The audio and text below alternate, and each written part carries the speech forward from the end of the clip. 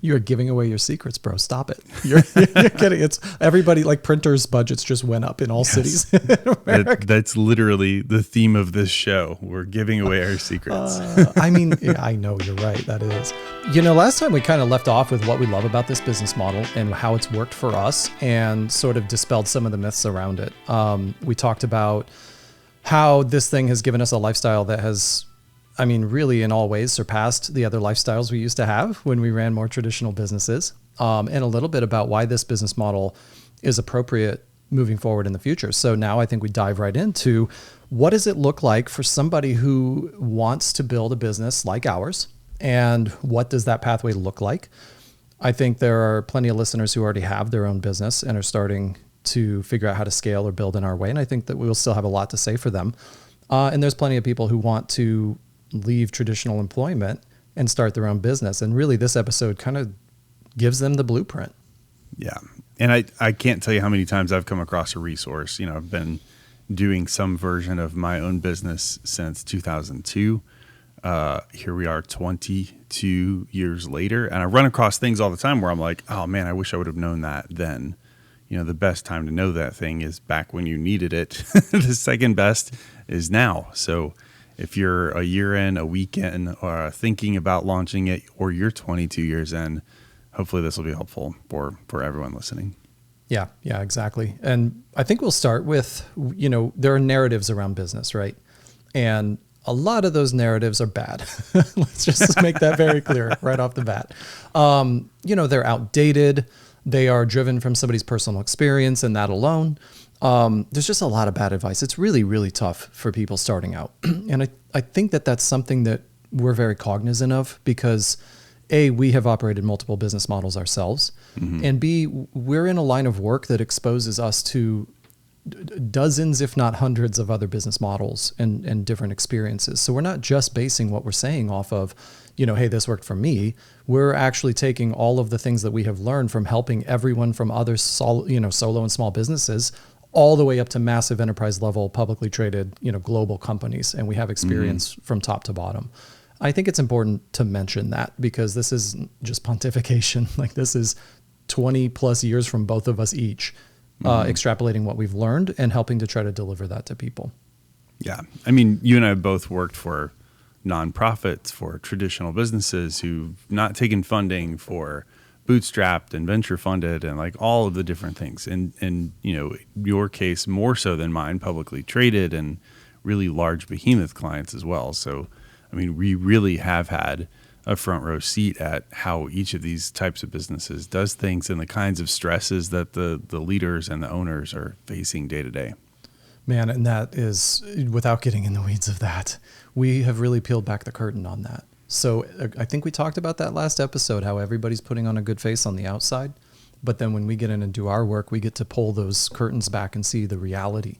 And real business, traditional business, quote unquote, whatever you want to call it, is for 90% of people running it a total nightmare. And that's something that we obviously don't want people to suffer. And I think we should just dive right into, okay, what does traditional business advice sort of look like? When I think about the different core business models, you really only have a couple different options for starting one. Mm-hmm. And that is effectively, you could bootstrap it. You can fund it yourself. That's what bootstrapping means. You could take a loan, which could be in the form of a home equity line of credit for some people, or any other. Or even just credit. putting stuff on your credit card, loading up credit cards with lots of debt. That's a fun way to get it started too. I've known a lot of people who did that. And then there's also, of course, funding, like from a venture capitalist or, angel investor, or some sort of investment mechanism where they're expecting a return on that investment. And that's sort of, that's that Silicon Valley kind of popularized model that the vast majority of businesses do not start with. And it's a totally different set of rules. I think in our case, our business model, what we're talking about is highly unlikely to have investors at the beginning. So we really are talking to people who are either self-funding or getting some sort of outside funding, which we can talk about in a bit, because I think we were both of the mindset that that's not exactly ideal. And just for full transparency, my business 1.0, and I think talked about this in one of our early episodes, there used to be a store called CompUSA, kids, that it was like a Best Buy, right? So I walked in, I bought all the Apple products, and I put it on something like a 24-month, same as cash interest rate. No, it's probably a small interest rate. So effectively a credit card, but it was an in-store loan for about $10,000, $11,000 worth of stuff. And that's how I started my first business. That's where that funding came from.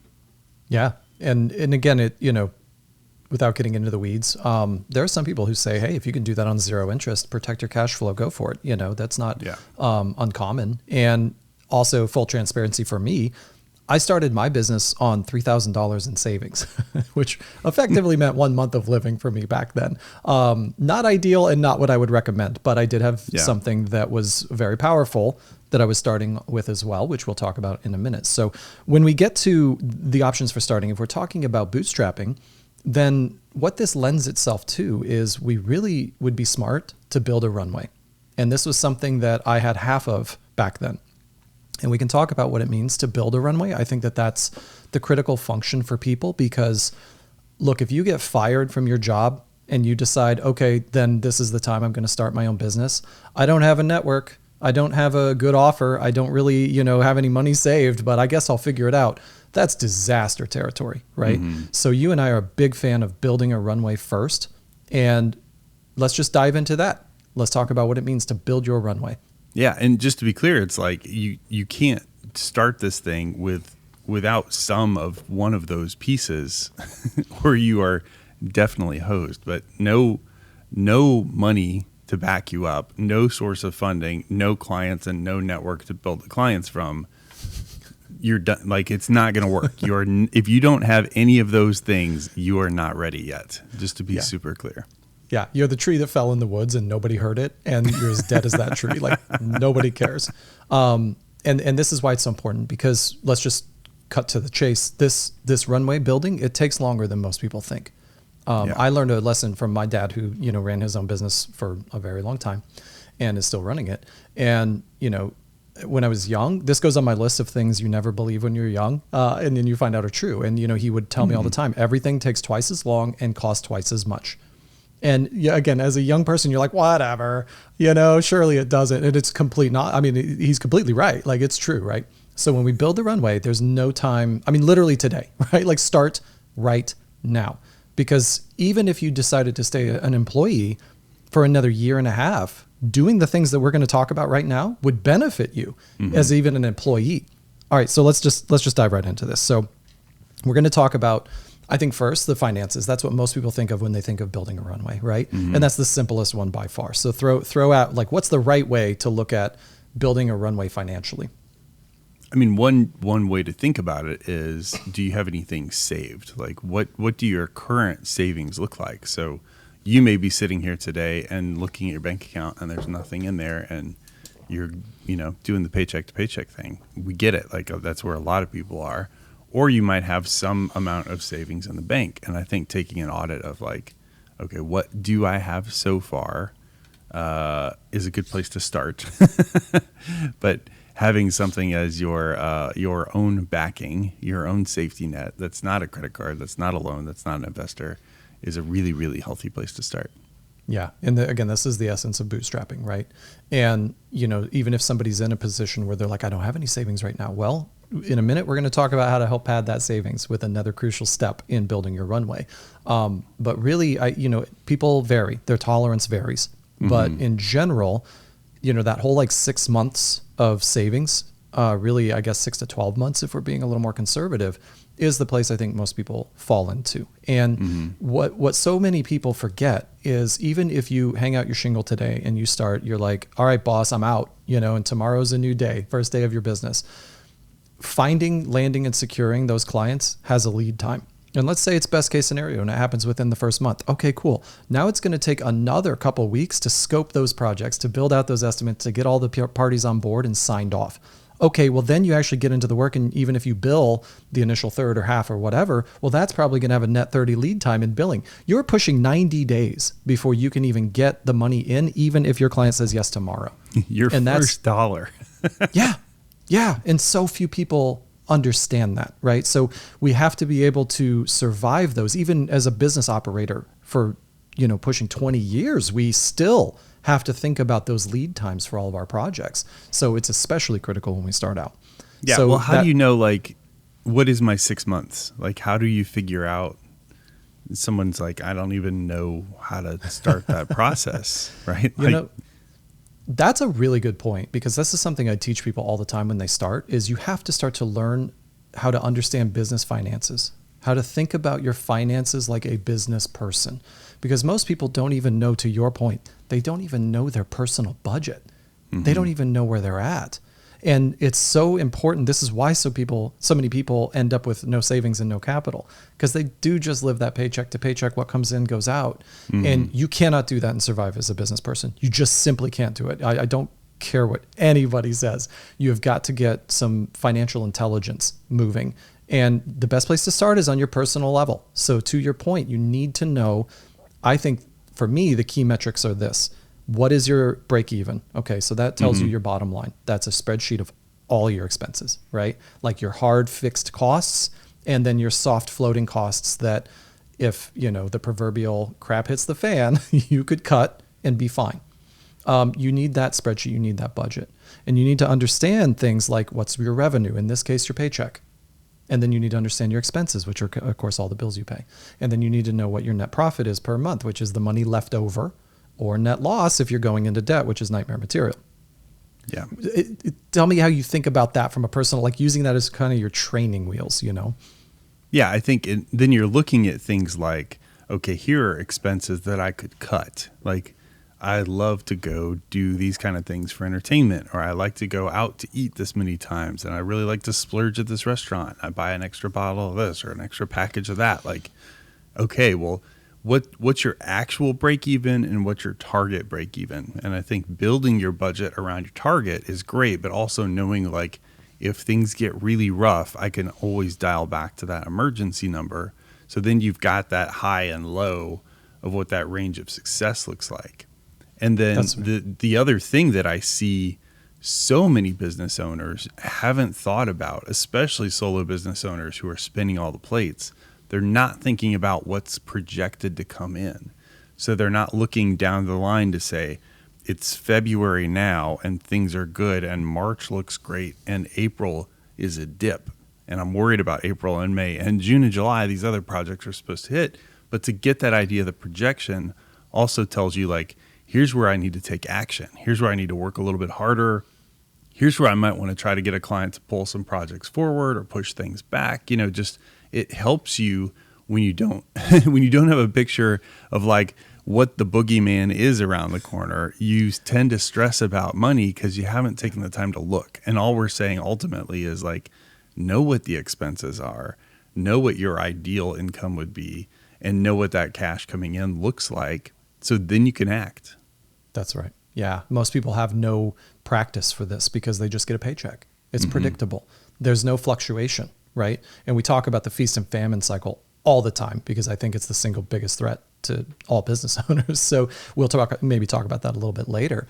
So using your personal finances as sort of your training wheels to start getting some financial acumen and learning about this stuff will open the door for that so that you can understand, okay, what is my actual real target? And when you go out on your own, ultimately, you're going to have other expenses. A lot of people who are employed have health insurance under their employer. If I, man, and I know you've experienced this, like the sheer volume of people who have told me I would do my own thing or I would take that other job, but they don't offer health insurance. I need the health insurance is insane, especially in America. I know a lot of people in other countries might be listening to this going, yeah, that's nuts. But, it's a real thing. In other words, you have expenses. Payroll taxes are another one, right? The employer in America covers half of your payroll taxes. That doesn't happen when you run your own business. So we need to be familiar with these. I guess it's all to say, whatever you're living off of now, it's going to get more. You're going to need more money than that. Unfortunately, you can make a lot more money in that when you run your own business, but you need that runway. We have to build the financial, pad to be able to say, I can weather that storm and afford those finances as I get momentum.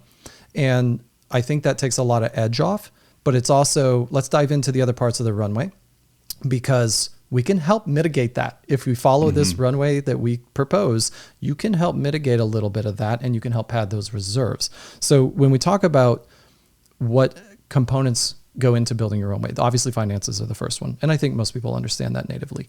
The second really is about how prepared are you to actually offer your services or build your product and sell them in the marketplace?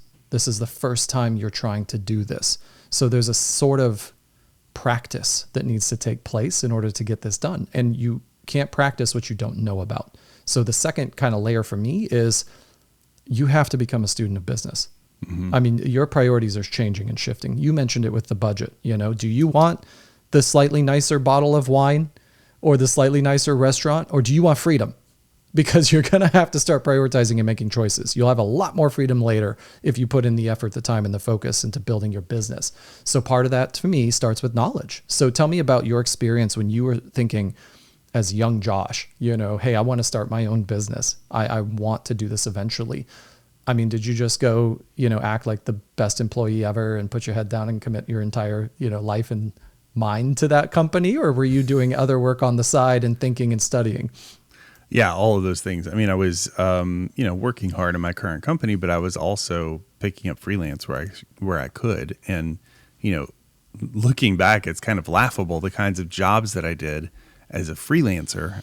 I did a ton of wedding invitation designs, like things that I would never touch in a million years now, but they were fun things to learn about type and about printing processes and paper. And, we could use metallic this, or we could gold foil that. And learning about things that we could transfer to clients later. And it was a thing at my age, in my early 20s, all my friends were getting married. So it was like a really easy way to get more work. And like anything else, you do one of those and you do it well, and then everybody else wants you to do that for them. So continuing to build that and building out my network in the process, and continuing to make, as I'm printing things, I'm having interactions with the commercial printer and learning how their presses work and what size of project is ideal for them. So I'm just like constantly feeding my head in the practical, like boots on the ground in the trenches sort of warfare analogy, but also like going to industry events and hearing people speak and learning from them and volunteering and, being involved with my local design organization. So AIGA in particular was a big part of my kind of early education. Yeah. I love how you're diving into all these right now. We're going to unpack all of these. Right. This is very good. So, because it gives context to some of the things that I think about when it comes to kind of preparing your mind and learning. I mean, it's really about learning, right? And you're talking about the experiential learning of getting out there and doing it. And look, knowledge for the sake of knowledge doesn't count. Like if you don't have the context of action around learning, it's not real knowledge, right? But you also need to understand the theory side. And when I think about it, my lead up, my first agency job, I did not have enough, direct access to the clients and the work and the business side, right? I was craving that, but I did not have that. They had way too many walls between me and the client. My second job was literally like as close as you can get to being a business partner with somebody, like diving right in, right? Like I had direct access to everything and had an incredible mentor and person to work with who didn't try to hide or disguise anything from me about what it took to run a small business. So that was perfect for me because I was over there consuming every single business book I could. I was taking in, design early on, right? We had all of those like design ethics books and, all the different things that taught me how to be like a really good designer, but you had like pricing and ethics guidelines and like where projects should be priced and what you need to do to get them done. I was consuming that nonstop, and it allowed me to be a better employee for him and to do better there. But it was also very much for me to be able to have practice. So I was fortunate in that regard. And I know some people are going to have anywhere in between that, right? In their own job right now today, you may have no access whatsoever to being able to practice any of that, or you may have total access to it. And if you do have access to it, you really do want to start thinking in terms of how am I literally building my own independent skill set to value or to bring more value to myself? Because if you do that, you're going to bring more value to your current employer anyway. And that's the kind of thing for me is like consume every book you can. find people you trust in the business programs side to help you build and establish your business right off the ground, because you will be, again, this is part of your runway, right? Is to start consuming all that information and learning how business works so that you can then begin to start practicing these other things, which you started to unpack a little bit and really bring us kind of right into, I think the next layer, which is that skill set practice. That's what you were mentioning, right? Like maybe it was wedding design at first or wedding invitations at first or something, but you do need to consider what are all of the skill sets that I need in order to be a successful business person. And the baseline for that is the skills you use to create value. And that was you in that designs scenario, right? Yeah. I like to think about that as like, it contributed towards my ultimate destination, which was working in branding. So like creating a brand package for a couple, like what's the vibe of the wedding and what's the look and feel and what are the right typefaces and the colors that kind of say what I want them to say. So it's funny looking back on that with that perspective in the rear view. Like it is funny how much that led directly into what I ended up really focusing on, which was the same kind of work. It just wasn't for wedding. It was for corporate entity. I mean, it's basically the same thing, right? It's basically the same thing. I so badly want to make a Portlandia reference to the wedding planner episode. Look it up, people. Go Portlandia wedding planner because it's hilarious. Talk about branding. So I think you have to understand that as an employee, your skill set is the value that you create for the sort of proverbial swinging the hammer. You have a specialty, they're paying you for that specialty, and you get the job done. When it comes to running your own business, there's an entirely secondary level now of running your own business. You need to have business skills. And that's something that, again, depending on your level of exposure to that and your current employment opportunity, you may have a ton or none. So you're going to have to start picking that up somewhere. And that means reading those books, hanging out with those people, learning what it takes to build the skills of business, which we'll probably unpack pretty detailed in some episode, but not this one. You also mentioned another layer, which was network. You mentioned AIGA, which is a professional organization for designers. Every single field and industry has some sort of professional association or organization that people can belong to. Yeah, spoiler alert, probably competing ones. There's probably multiple options exactly for your industry. Just you want this flavor or that flavor or something else. Yes, totally right. And this is something that in the online world, people discredit way too quickly. They rely on their social media channels, which could have a million charlatans and people who aren't real players, spouting things very confidently. And then you can have this whole world offline, which is real people doing real business with each other. And I've always found that to be a better place to learn and network. So let's talk about that, because I think this is really the cornerstone of what our entire success has always been built on. And we are not in any sense of the word unique. This is what defines 90% plus of people's actual success. So let's talk about network and the importance of that for a second.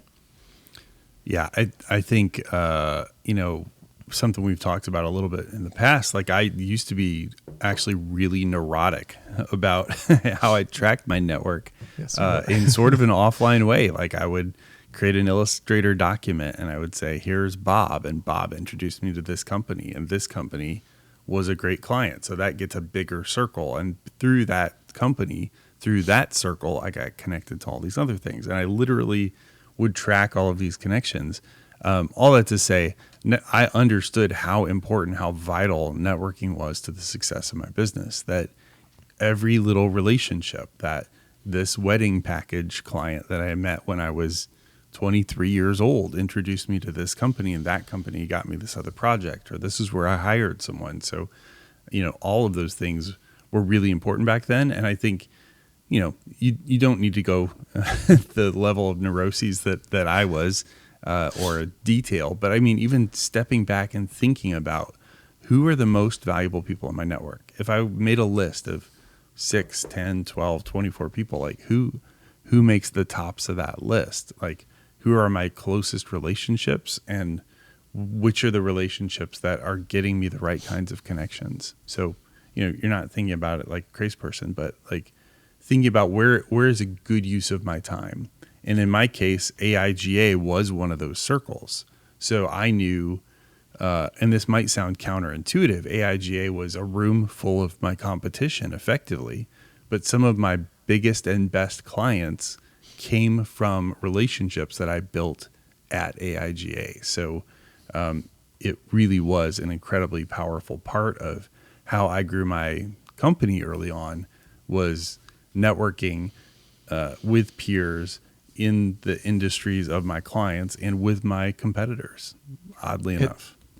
Well, it's interesting because these things ebb and flow over time, right? So when you talk about building your network, and again, people get so stupid about this word. It's ridiculous. People will be like, oh, networking is just this thing where you're collecting business cards. That is not at all what we are talking about, right? Like business cards aren't even a thing anymore. Nobody cares. What we are talking about is building relationships and expanding our own sort of mental real estate into other people's minds so they can go, hey, when I have this need, I know Josh takes care of that. And I know Josh, I've known him for a year now. We've had so many conversations. I trust him. And it really is about trust.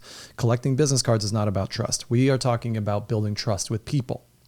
And when you do that over time, it's literally just math. You're expanding your ability to open opportunities for yourself. And what you mentioned is interesting because there's a counterintuitive nature to this when you're starting, especially when you're a young designer. One of the traps that people can fall into a little bit is only talking to other designers, right? They don't actually talk to people who could pay them money is the problem on the surface, right? But what we find is when you're a young designer, you're not competing with the agencies or the bigger established companies. You can't. I'm sorry. You just don't have the same value. You don't have the same pitch, the same network, the same, equity. But what those agencies need is a designer like you to help them. And they need the like, hey, we had this big project come in. We can't expand fast enough. We'd love to bring you in because we know you do this. You could pick up $10,000 in a month just by stepping in that role. That's the kind of thing that over time, these networks evolve. Somebody who might be a competitor directly even to you might decide to pivot in their own career and go take a marketing director role in a firm. And they're not necessarily doing the competitive thing that you're doing anymore. Well, guess who they call because they know you're the person who's good. I mean, both of us have probably made well over six figures in those situations alone, right? So it is tricky to understand, but like really networking for me, it just breaks down in the modern world. It breaks down to a couple different things. You have online and offline, right? So when we're networking, it has never been easier. Like if we would have had the social media landscape that we have today, back when you and I started, I can't imagine what your circle diagrams would have looked like. I mean, you had exposure to 20 times the amount of people like in one day. It would have been amazing. And then we have the offline, quote unquote, which is professional organizations, right? Other type of groups, other types of entities, conferences, all these different types of events and actions or activities that you can participate in and become a real player in, right? That's where a lot of business is done. And the thing with social media is you have access to everybody else, and that's magic. So does everybody else. So there's an art to it. We have to figure out how to do that. And then the second layer is really what we kind of mentioned here is you're seeking clients with your networking. In other words, you want to seek people who have the problems you can solve. That's how you make money. That's value exchange.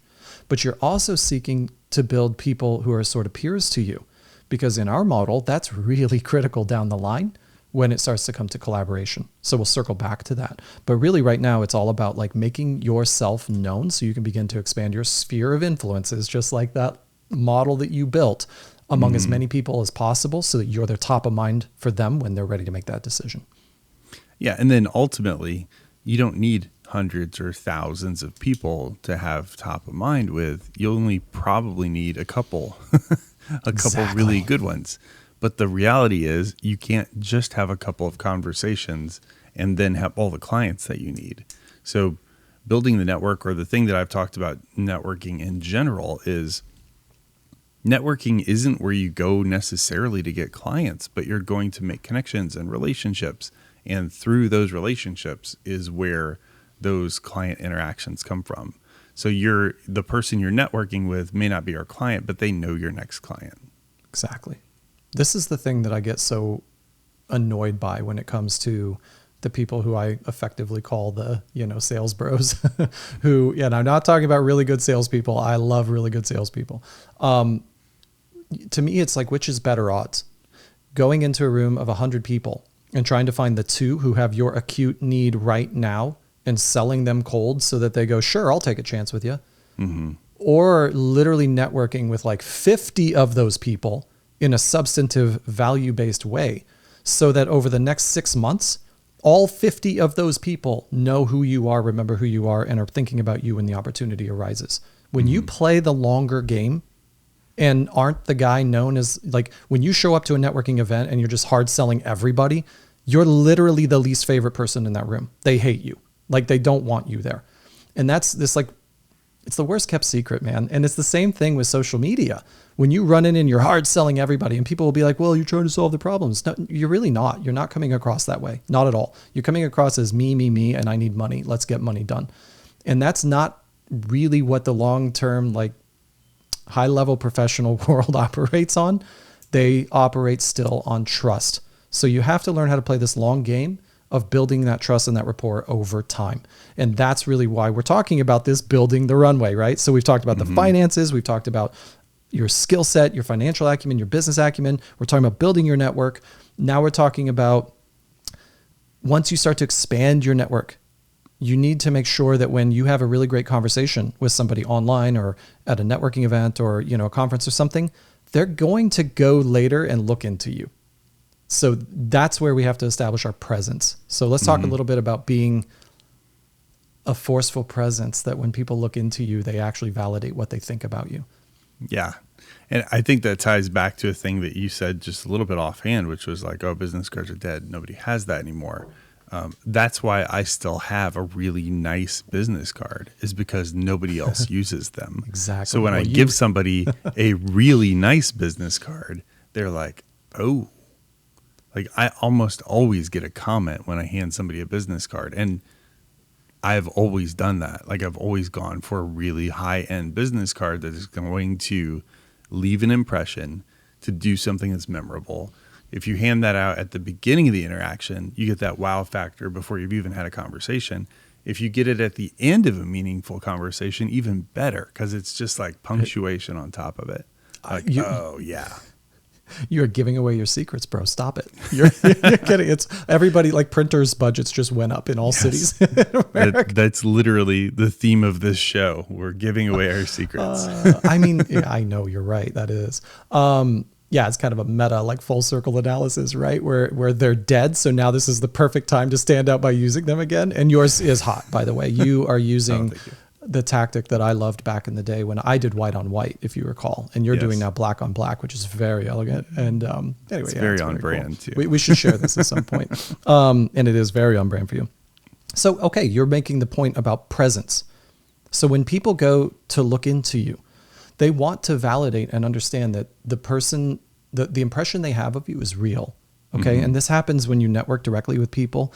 It also happens when when someone refers them to you. This especially happens then, is they go, okay, Josh referred so-and-so to me. I trust Josh. So if he's referring that person to me, I obviously have trust extended through Josh, right? But I still validate. I still want to look into them and do my research to make sure they're the right fit. That's where we have to make absolutely sure we have a presence. And this is where so many people get trapped, because they're in their job right now and they're not building up their online presence so that people can actually go and look at them and say, hey, this person's legitimate. In our world, that means an online portfolio, like an actual website, right? I think that should be most people's world still. We have social media accounts and all of the content that goes with it, because people will go in, they'll scroll, they'll see what are the things that this person has been talking about.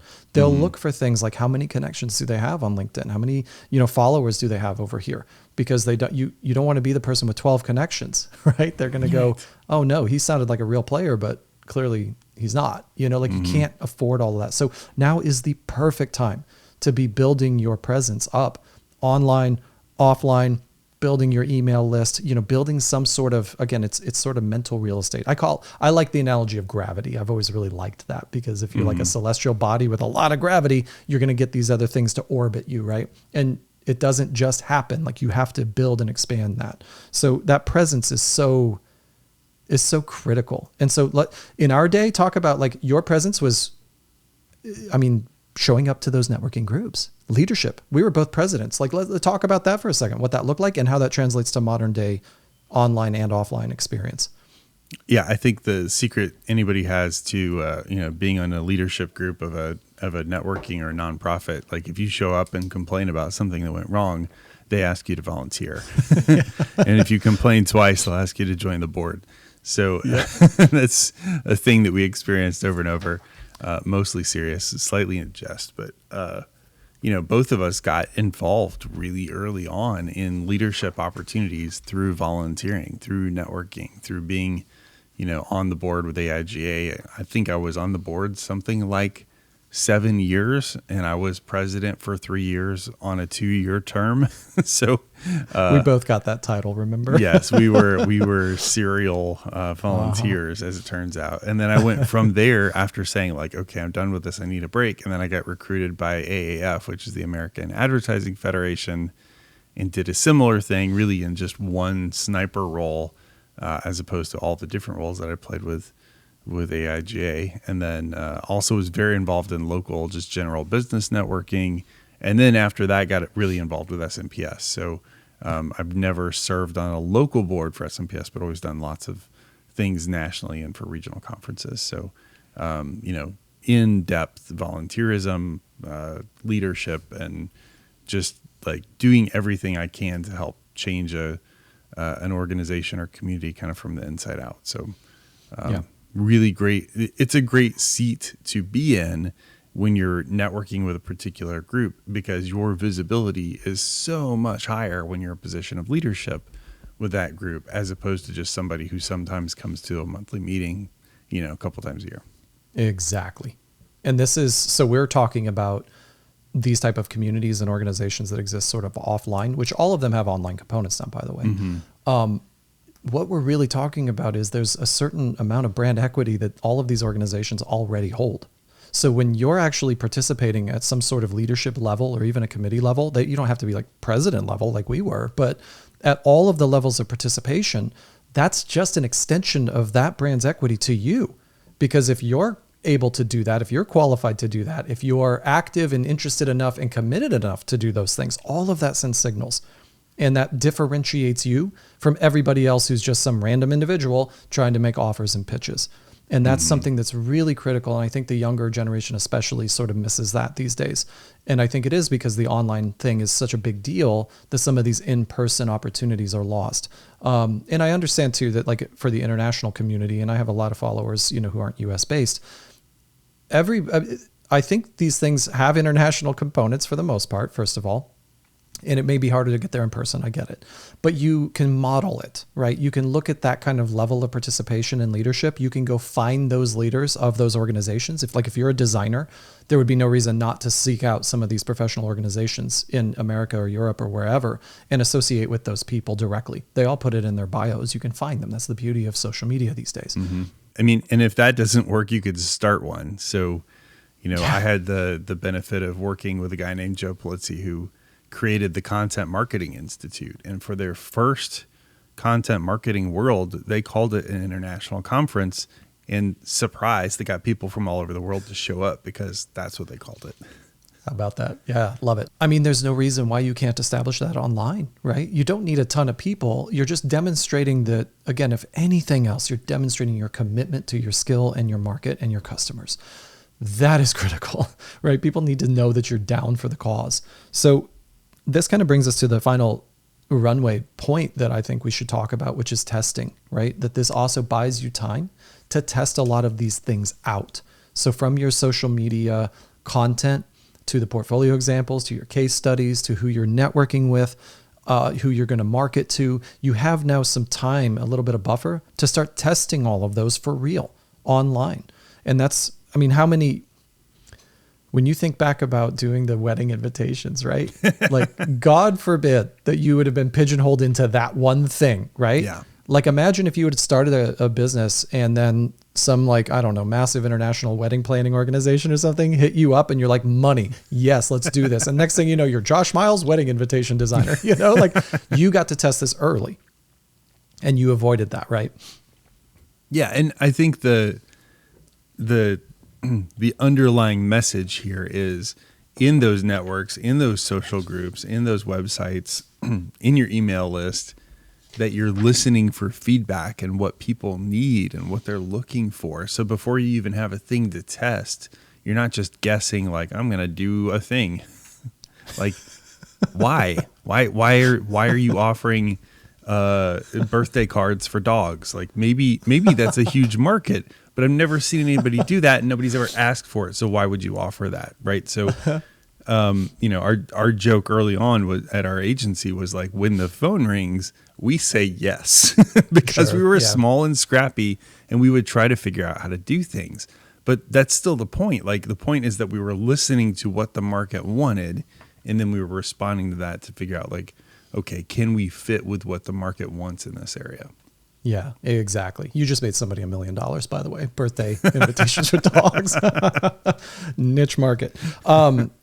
Yeah, I mean, it's you don't want to find these things out when it's your butt on the clock, like you want to be able to figure this out. And this, when you are subsidized, and all of this falls. So when I'm just going to recap this, right? So like when we talk about building the runway, right? So the finances, your skill set, your network, all of the different things that we just kind of went through, you're doing all of this on your boss's dime.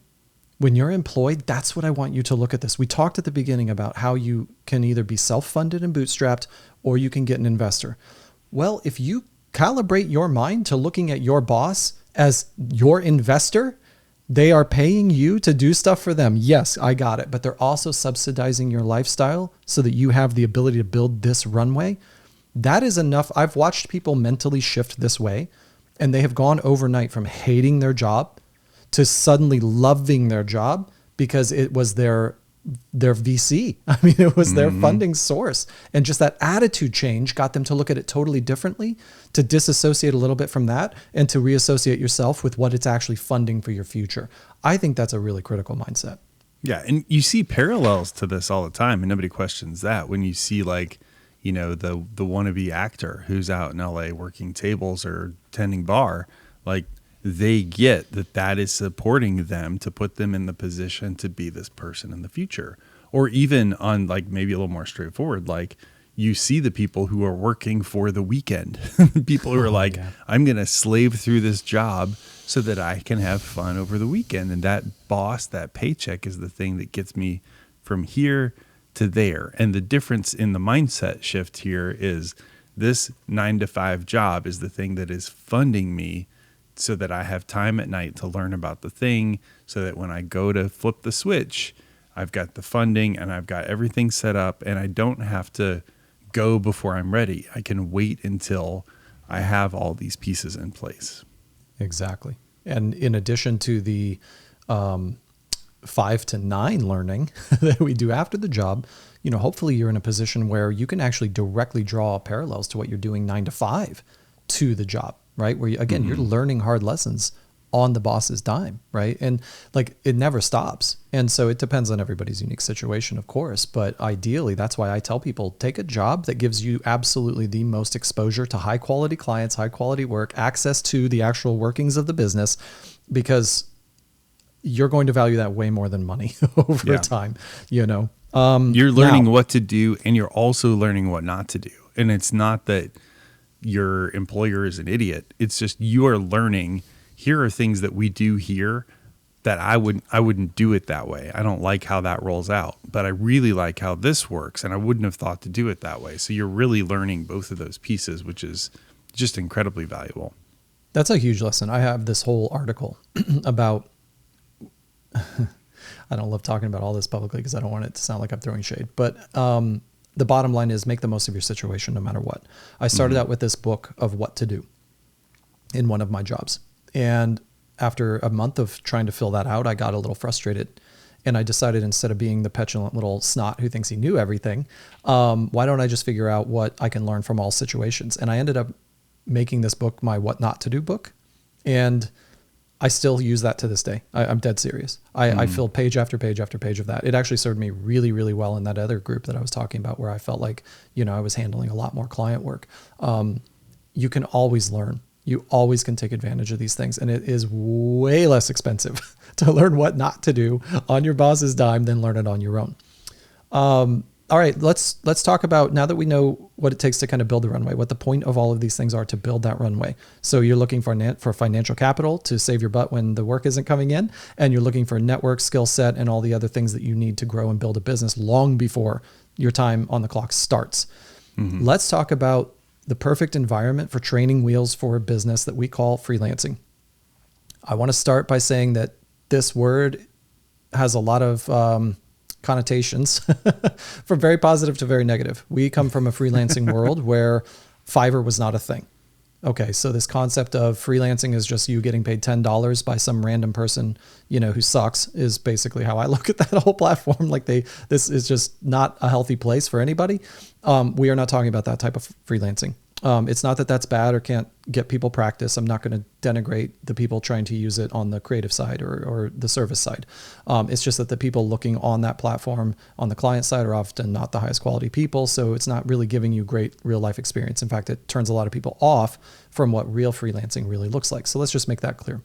What we're talking about is finding opportunities with real humans in your network that in order to do work for them in a freelance capacity before you jump ship from your business. So what was your freelancing? You talked a little bit about it, but just broadly and generally, what was your exposure to freelancing prior to starting your own business?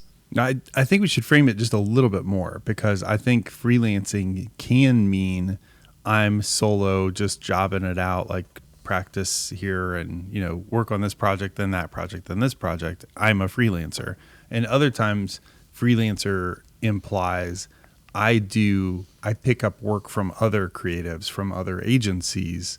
Do you have a real hard and fast way that you're framing it in this sense?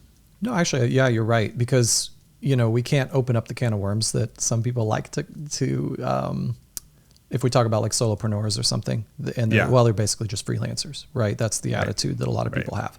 And I'm like, well, they're freelancers who are raking in $300,000 in a lot of cases, people I know. So you call them whatever you want, but their lifestyle is pretty awesome.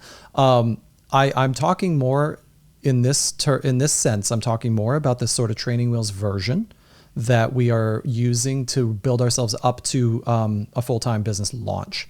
So even if your work looks kind of freelance-ish after you launch your business, we're really not talking about that part yet. We are kind of talking about the moonlighting freelance side gig work for now, because we're talking about the ramp up. So it might be with another agency, or it might be directly with a client. It's just kind of the freelance mentality, I suppose. That's right. This is using freelancing as a set of training wheels practice at the beginning, at the start for now. Mm-hmm. This is because this is the first exposure people really are going to have to working directly for a client. They don't have the middlemen of their boss anymore, or the company, between them and their client anymore. This is truly the place where they're able to say, no, I actually did kind of put the contract together. I did agree to the terms of it. We did scope out the project on my own. It's my signature on the bottom of the agreement. Mm-hmm. This is the first exposure a lot of people have to that. Yeah. And it's by far the lowest barrier of entry to getting into starting to do your own work. Mm-hmm. Yeah, for me starting it really was a combination of those things. So I had left my previous agency 6 months before my creative director did, and I tried the in-house corporate thing for a second, and after 6 months I was like, nah, I can't do it. I'm ready to do my own thing. Well, in the meantime, my creative director, who was more of a copywriter, also left, and so he had projects regularly that he needed help with on the design side, and I would have projects that I needed help with on the copy side. So he might be lead on a couple. Eventually I was lead on more, and then there was a little bit of back and forth, and it was a really great thing where we played sort of the freelance role for one another. And then I also had several clients and projects who I was the lead on. So I was working directly with the client as opposed to working with another agency or another freelancer. And that just sort of helped me to ramp up my style and my team. And, starting out, it was just me. So in that very solo way of doing things. Yeah. And this is how most people start. Like when we're talking about professional services, right? Mm-hmm. And that's something I think most people understand that by now. We're not talking about the 8% of the population who's interested in selling products, right? Like that's a totally different model. Yeah. We're talking about professional services here. So, you get experience through your job to actually perfect the ability to execute the skill set, right? And that, again, copywriting, photography, design, programming, whatever. But you're not getting the direct one-on-one experience of negotiating budgets with the client, scoping the actual problem to determine what it is we're actually trying to solve.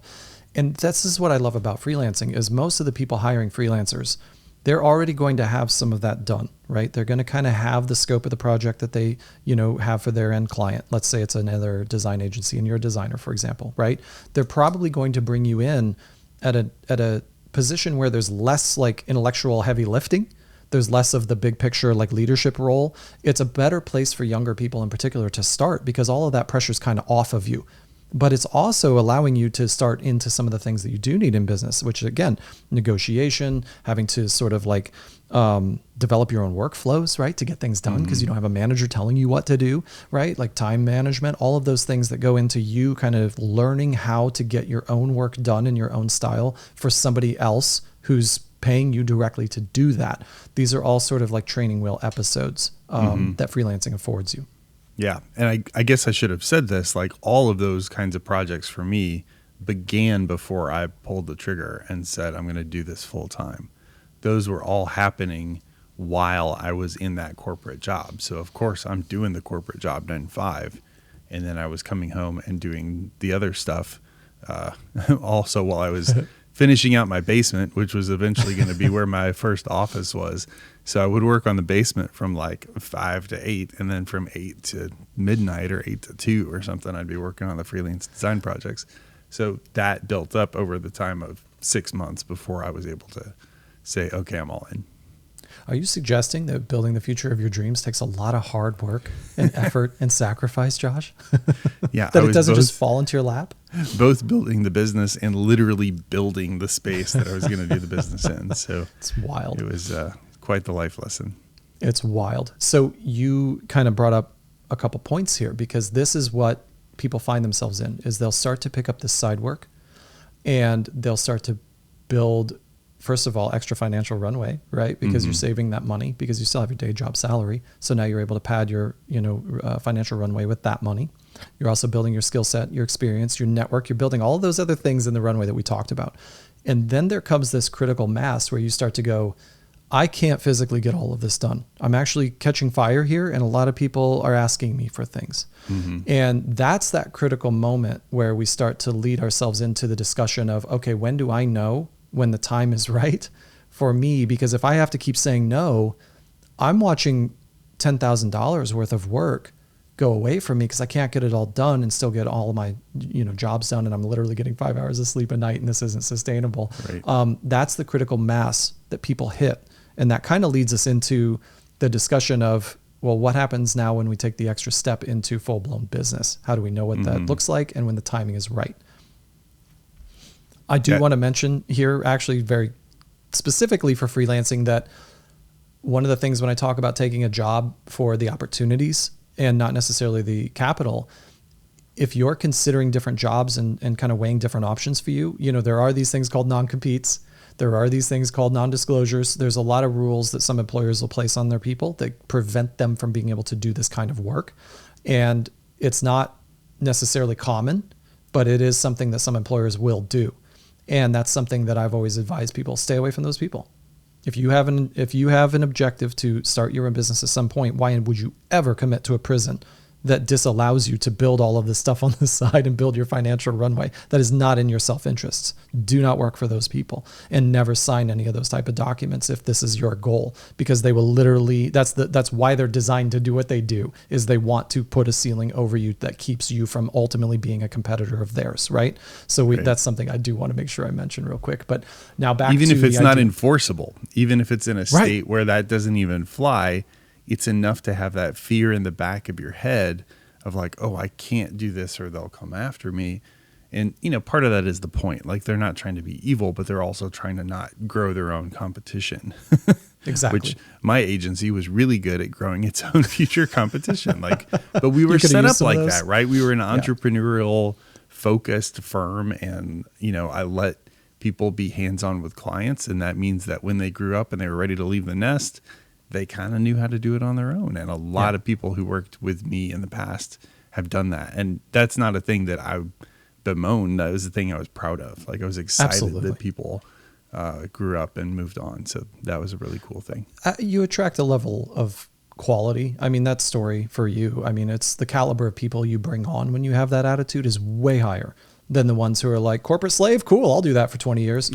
Like it's just a different mentality. It's a trade-off. So, okay. So now we've got these people who are in the freelance mode. They've built their runway, right? They're putting all this stuff together. They're starting to get their presence going and people are noticing. And they're starting to go, hey, I could really use help with this project. Hey, I have a friend who's starting this company and I know their budget isn't huge, but it's really good. And, it might be worth your extra $6,000 to go help them. What do you think? You're starting to pick up these opportunities because you're building all of these things. And then they keep coming. And then there's more. And then there's more. And before you know it, you can't get it all done and still handle your day job. So we're rounding out this moment here where I think we're hitting an hour pretty closely. Yeah. And I think this deserves a little bit more unpacking because we can really start to hit it hard from, hey, how do you transition from freelancer to full-time business person in its own episode? But let's maybe set the stage for it a little bit because I know first of all, I'm a little hurt because usually this is my job to say, Torrey, I think we've talked enough. Let's push this to the next episode. But I am a consummate learner, to see Josh. you all grown up. It's beautiful, isn't it? Well, I'm not promising any results in the future. I might have just gotten lucky. Yeah, I think that it's really important because this is such a delicate moment. It's very, very hard to decide when that moment is right for everybody. And I think it's really individual. It just depends on tolerances, what the runway looks like. And there's still a lot of fear. Just because you've got $30,000 of freelance work sitting there waiting for you doesn't mean there's going to be more of that on the backside. And I understand all of the apprehensions and I want to help people walk through all of that and understand it. Let's maybe set the stage for it a little bit and then we'll wrap this thing up. So, when you think about going all in on your business, what was the moment when you did finally say, I'm walking into this place to tell them I'm done. It's over. What did that look like for you? Yeah. And so I've done it a couple times.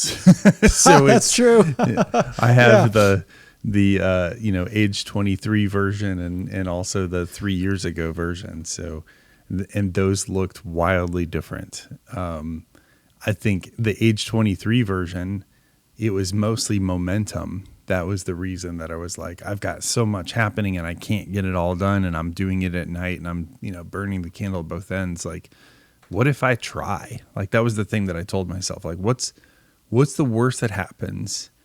And the answer that I came up with was, I'll just go get another job doing what I've been doing. Like, that's the worst case. Like, sure. Okay, let's do it. So it was easy to be confident because I knew that was the fallback. And it was also easy to be confident because I didn't know what I didn't know. We didn't have podcasts and people talking about this stuff and all the things that you needed to know. So I was really kind of cobbling it together and mostly just running off of the excitement of jumping into the opportunity. So if I had known all the things, I think I still would have done it. But it's like I might have had a very different perspective or different attitude going in than what I actually had. I mean, how was it different for you? My experience was quite different. I do kind of have two different versions of this.